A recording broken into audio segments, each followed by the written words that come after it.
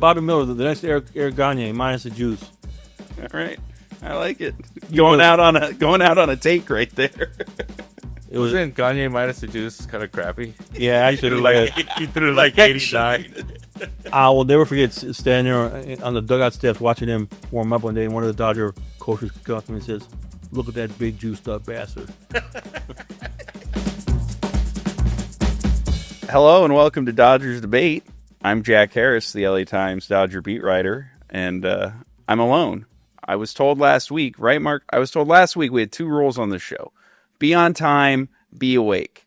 I got in at like 2 a.m. last night from Cleveland. I was awake, I was on time, and now neither of them are here. Oh, let's see. Did they text back? I just parked, pulling in now at 10:32 for a 10:30 call time. Worse than that, Dylan hasn't even written a column in a week. This has been his only responsibility for a week. I'll at least give Plaschke a break. He had a very sentimental around the horn finale to deal with last week. But the last time I fly through the night to get here for a taping of Dodgers Debate. Oh, we're live. Don't worry. Okay, Dylan has so kindly joined us.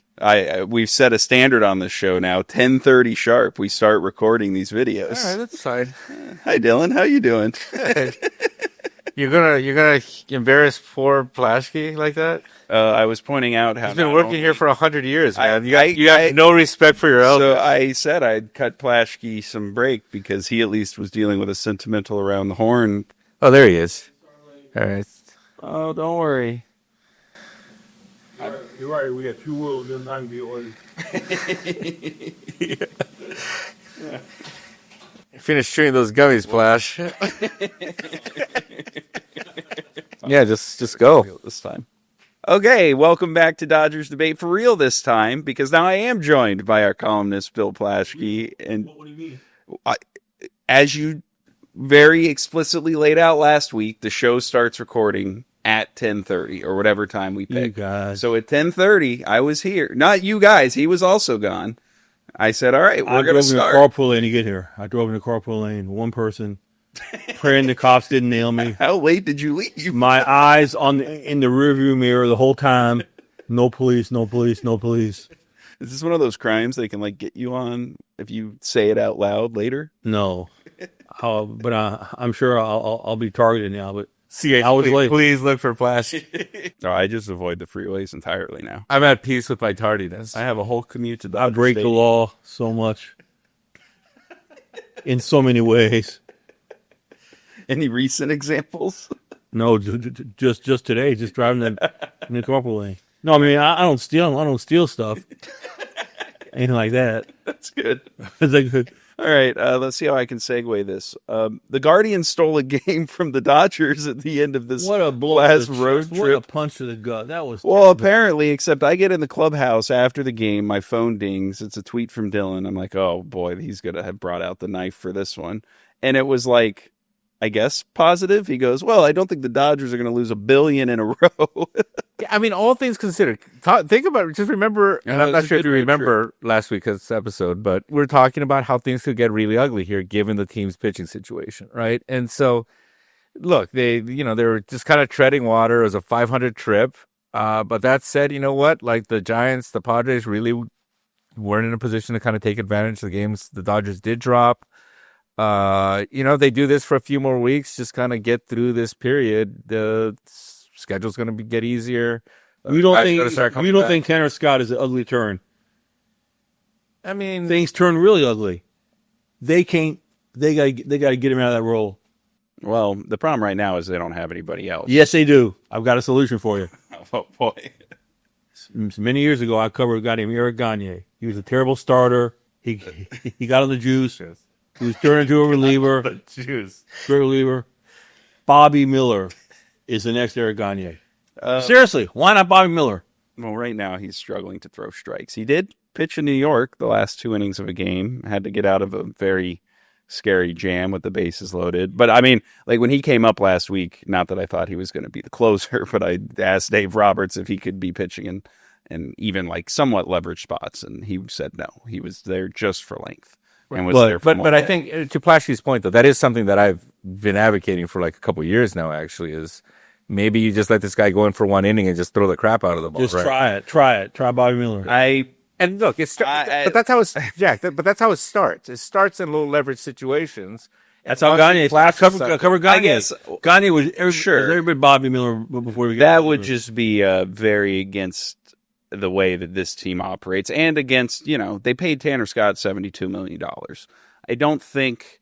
Well, they moved Mookie Betts to shortstop. They moved Bobby Miller to the closer. Well, part of that though was so that Ohtani wouldn't have to face him in October. Yeah, which now it just costs you $72 million. But like, hey, look, Ohtani deferred all that money for a reason. Here's the interesting thing about like Tanner Scott's struggles is he's getting into counts. Like this was the same thing that happened in New York on Friday night. But it's like he gets to 2 strikes and then he does it. And now this game on Wednesday in Cleveland, there were 3 ground ball singles.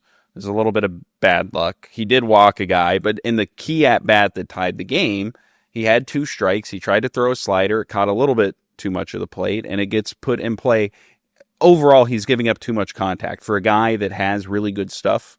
And I think this year, the fastball's down a little, but it's not a stuff problem. It's more of a plan of attack problem, which to me, you probably lean more towards you got to give him some time to work this out, especially since, again, Bobby Miller's your best alternative. It's not exactly like a slam dunk idea.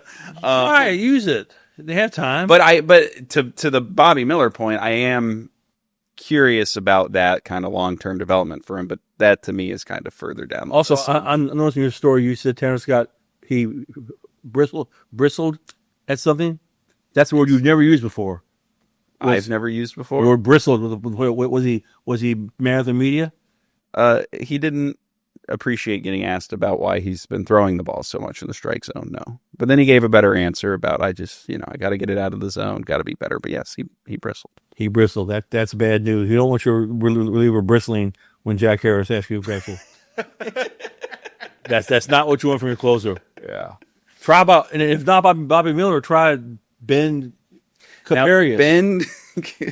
Ben Kasparius, that is a more kind of interesting candidate. I think the other thing to keep in mind is like Michael Kopech's going to be back before long. Blake Trinan is in a throwing progression. Kirby Yates is in a throwing progression. Like they're going to get some guys back that, remember, like Tanner Scott, they were never planning to use exclusively in these save situations anyway, even though like Wednesday was the 8th inning, but that was the important part of the game. They're really shorthanded right now. And the frustrating part for the Dodgers is that that's the one guy who like is healthy, who hasn't really been overworked this year, and that is pitching in these games where, as Dave Roberts pointed out after the game, like that's a game they got to win. Clayton Kershaw, he's still working through some stuff, but he threw out there 5 innings with 1 run. The lineup built them a big lead. Even like Lou Trevino wasn't great, but he got through. He only gave right, exactly. Like it wasn't a disaster. Like they got Tanner Scott in the game with a 2-run lead on a day they could have really built 3-3 road. Why is Tanner Scott could come to the game in the 7th inning? Oh, I mean that's more because just they're that was pretty soon by Dave. I mean they're so short on options right now that you bring him in a spot where like the bases were loaded or there were 2 on in that 7th inning. Like you needed to get out of that spot with the lead. And then he pushed him for an up and down. And I think one thing we've seen so far from Tanner Scott is that these up and down situations, they're all down as well. Right. they haven't gone as well, but not a lot of up there. I think in another kind of part of the season, like his struggles while, blowing 3 saves in 5 games is not good. It wouldn't hurt as much as like these ones have been because, he blows the one against the Diamondbacks last week. It forces extra innings, more innings on the bullpen. He blows the one on Friday night on what was already an incredibly late night at Citi Field. And then that game goes to 13 innings, which really wore down the bullpen. And there's an accumulating effect to all this that, yeah, Dylan, while they can try to tread water for the next couple weeks, those kinds of games, not just either the ones that, like in Cleveland that they lost or the ones they came back to win but had to use more pitching to get there, like that's the kind of thing that in a week from now, in 2 weeks from now, can make it tougher to kind of keep treading water. And, they're still ahead in the NL West. I think they're out of the top two, like a top 2 spot in the National They League. are. That's the thing. The Phillies and the Cubs have better Dylan, records. you Like compare them to the Padres and Giants. I'm comparing them to the Phillies, the Mets, the Yankees, the Tigers.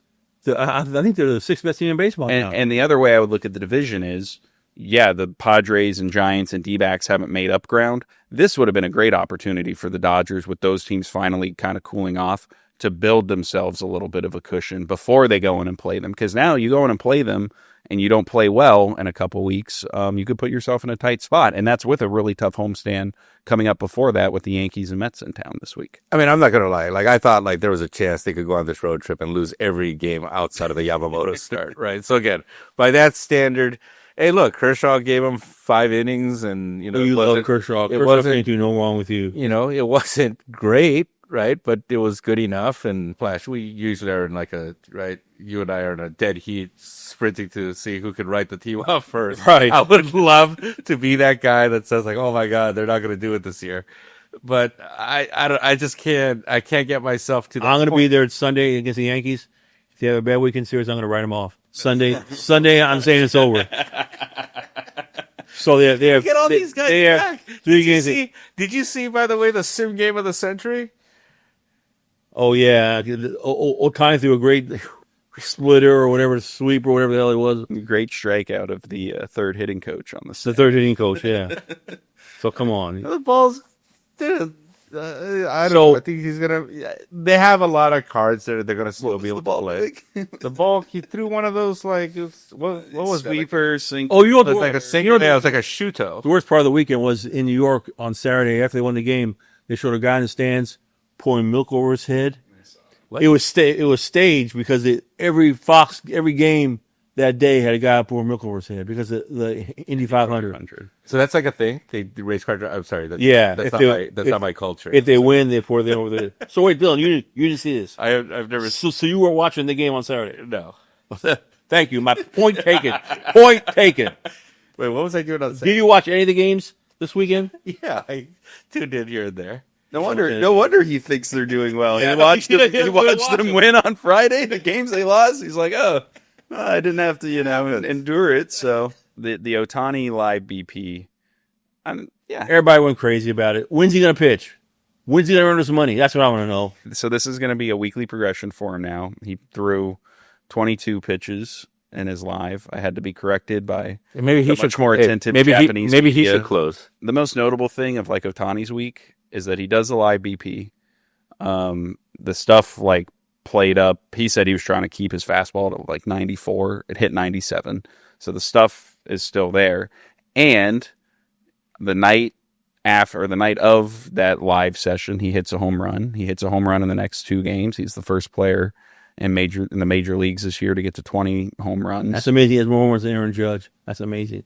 And at least in the smallest possible sample size of a live session, he didn't seem overly exerted by, facing a few hitters and then trying to go out there and swing a bat a few hours later, which I think is at least a decent sign for the Dodgers. If they wait till the All-Star break to use him, they'll be 5 games out of first place at the All-Star break. But they're treading water, Plasch. No, it's ugly. You guys have no idea how dangerous this is. You have no idea the precipice upon which we've reached. This is a season on the brink right now. This weekend, you have no idea. You'll see. Next week we'll sit in and you'll see. You'll see this last week. Mets and Yankees, 7 games. They'll take 2 of 3 here.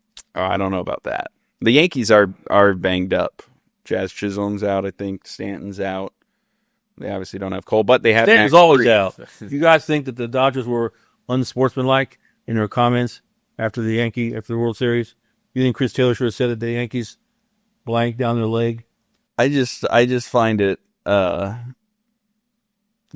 ironic that the 3 guys that the Yankees were most upset about are no longer even on this Dodger team. So I found it a little weird that what the Dodgers were pointing out was like the obvious fact of the series.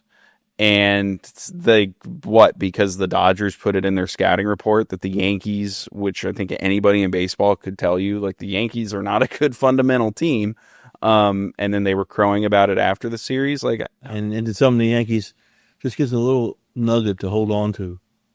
Well, it depends how they respond to that, though, right? I mean, because a log on the fire. Aaron. Well, Yeah, they said. well, because here's the thing, right? It's a whole the area that really stands out is Judges, right? And he's the best player of the team, and he went blind or something during the World Series. That was so weird. He couldn't hit at all, and so does. I forgot about your blind theory. And the thing, right, is that He went blind? No, I mean he swung the bat like he was, right? And the thing is, when you kind of again, right, put that on the guy, put that spotlight back on that guy, he's either going to respond by one or two ways. He's going to hit the crap out of the ball, or he's going to get further into his head and just kind of unravel. And the way he unraveled last year, I mean, maybe it's maybe he's going to choke again. In a series in the first week of June, I mean... No, not this, saying if it gets to October again. Right? But you guys got to admit, these next 7 games were big. I mean, this whole, month stretch is big, yes. Look, if they go, 1-6 during these next 7, then I think you can hit the panic button. But I think you got to remember, or at least you have to account for the fact that this team is ideally going to look different in a couple weeks, in a month, when they get their pitching back. Because right now, they're really only getting, you look at this last road trip.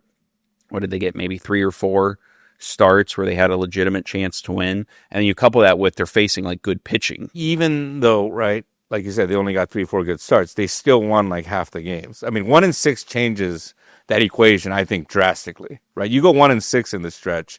Now, all of a sudden, it's right, Snell better come back. Glasnow better come back. They better be able to find something out of Sasaki. Ohtani better be going right. One of the a couple of those things are going to have to go right. It would eliminate all the margin for error that would have the rest of the year. The games in New York getting so late. Did you go out and drink after the games?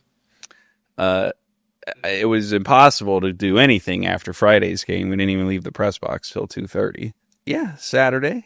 We have a former colleague that lives in New York now. Andy McCullough? Okay, we have 2 former colleagues that live in New York. Jorge Castillo? Yes, Jorge was a good host. We saw Andy at the ballpark, too. Now, would you, when you're home, do you go out after games? In L.A.? Yeah. Very rarely. You shouldn't. As a beat writer, Dylan, did you? When you were a beat writer? I stopped when my kids were born. You always go drink on the road, never drink at home. That's a good rule. It's the problem with Dodger Stadium is also your options are quite limited around the ballpark to go out drinking after. Well, see, now Jorge's going to be here this week, so we will have to return the favor one day. I think I think he and I are going to do lunch. You want to do that? Yeah, it sounds good. Let's just make our plans and put it in your calendar right now. Hope this podcast didn't interfere with anything. Oh, he just texted me 2 minutes ago asking me, "Are you still sleeping?" What's that about? All right. I'm going to respond to him right now. The last bit of news from this week, and we've touched on it a couple times in recent shows, but Dave Roberts said that he sees Mookie Betts as an above-average Major League shortstop right now, and that he does not see the team moving him off of shortstop over the rest of the season, that he's done enough to this point to earn that spot permanently, and that they think he can progress enough that by the time they get to October, he's going to be playing the position at a championship caliber level. I got to ask you a question. Is Miggy Rojas an above-average shortstop? Yes. Okay. So you got one on your team. Why? I think it's a waste to have a shortstop. You got a good shortstop. Put him in. Put him in the right field. Right. You put him in the right field. Field back in left field. I think, as we've talked about, bench Conforto forever. Hey, he had a home run. I know. That's a good point, Flash. He can't hit either. Yeah. The issue with, or not the issue, but the difference this year is that this roster, I think, was built kind of like in the inverse of last year. Like when they moved Mookie back to right field last year, it's because they made trades at the deadline that made it abundantly clear that the best version of that team was with Mookie back in the outfield.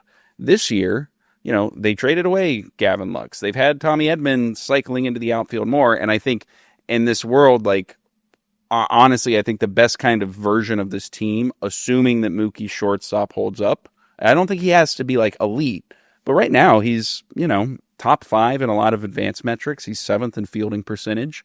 I think he's above average is probably about right, if not maybe even underselling a little bit of what he's done. Yeah, I think he's pretty good. And I think the best version, like the outfield, is if you have Andy Pages in left, Tommy Edman in center, Teoscar. Oh, by the way, you right. looked the time Edman was struggling. He's been back for 3 days. Give him a break. Well, even before he's been back for like a week now, and even before he came back, he was struggling. His numbers have really tailed off after the 8 home run start to the season. I love that guy. I think he's a great player. Yeah, I mean, I think he'll be fine, but I mean, with this Mookie thing, killing him. He was just killing. said he's got to keep going. He bristled. Hey, Dylan's the one who said I got to be meaner, right? That's gonna be Tanner Scott's his on his tombstone. He bristled. The interesting part about the Mookie shortstop thing going forward is like he has this play in New York on Sunday, right, where he makes this great play up the middle. He's great first step And the can't make a athleticism. throw. Yes, all the good parts about him as a shortstop, and then airmails a throw that he pointed out, right? Like, I've never done that before, like, ever. Like, I've never had that play. Miguel Rojas told me I got to mess that up in Double-A. Chris Woodward told me I got to mess that up in Single-A. I have to mess it up at this level. And the thing that's going to dictate whether this works is if he can take those individual moments where he encounters something he hasn't seen before and messes it up, and then can make sure that the next time it pops up, he's better at it. So, like, he started incorporating little flip throws into his daily pregame work. He had a similar situation at the start of the year in DC. You can't tell me this is not doing damage to his batting. Well, and that's the other part of this, which it might be. He was moving back to the outfield. Even he's kind of, I think, struggled to know like exactly how much it does, how much it doesn't. He's like, when I played right field, I would just think about my swing all game, and now at least I'm not doing that. Like I'm not in my head so much about my offense. I'm able to engage in other areas. Now, yes, the focus part is a bit of a trade-off when you do still have to spend a lot of time worried about your defense. Like Freddie Freeman's kind of theory on this is, look, once he gets the shortstop thing completely figured out, the bat will come around. And I think for right now, like, you can probably live maybe with his bat not being as good. And remember, he's also like had the stomach virus and developed bad habits. Let's not forget about that. I think that had a more of an impact than, again, we initially thought. We got a great shortstop. He's okay. Play Miggy at shortstop. I don't know if he can. I don't know if he can hold up physically to play there every day. You need the offense. And he's all glove. Look, I obviously it's not quite like he's not quite Ohtani and right the hitting and pitching thing, but going from the outfield to shortstop at the major league level to me is like I mean. Just a couple months ago, I told Mookie himself. I told him I thought he should go back to the outfield, right. And which he's still open to doing if like things devolve from. Yeah, here, but I mean, I was coming more from like a place of like you're like really good there, and this is kind of right. Like, but now he's playing shortstop at a level, honestly, that I didn't see happening, at least not this quickly, right? And if he can do that, and again, I think we're kind of underselling just like how difficult what he's doing is. The fact that he's gotten this good this quickly, I mean, he's Mookie Betts, right? He's gonna hit. I am just like, in this case, I'm going to bet on the person, I'm just betting on the person here. Don't ask me, The person's always played outfield and always hit well in the outfield. He's never hit well. He's never done this from the. Yeah, but this guy, like, I mean, he bowls and he plays great receiver. He bowls. End of discussion. He can dunk. He can do everything. Pickleballs. He bowls. That's it. Podcasts. He bowls. He podcasts, Plash. He bristled. He bowls. He's doing what we're doing right now. Yeah, and he gets he gets good. He gets a lot of viewers, and he gets podcast a lot of viewers to talk trash about the Yankees. Look, I think he's done what he's had to do to kind of deserve to stay there if he wants, and now if he comes to the realization that, like, you know what, I don't think I can hit if I keep doing this every day. But even you mentioned, like, last he won't time, say that though. He will never tell them that. I think on that point they have some trust that he will. Like, even last year when he came back from the broken hand, part of why he immediately went to right field then instead of them, continuing this experiment that clearly wasn't going to last, is because he like went to him or while they discussed it was like upfront with them, like, look, I don't think with the time I have left, like I'm going to be able to get to the spot I need to defensively this year. So let's just go back to right field now. I think to Dylan's point, this is the team. And look, you can quabble about should they have just gone out and gotten a better option this past offseason at some other point. But once you got into the year, I think right now, having Mookie Betts be a good shortstop, again, assuming that the bat does come around, is probably the best version of this team. And the Dodgers are willing to bet on him because it is Mookie Betts. Like with some other guys, maybe not.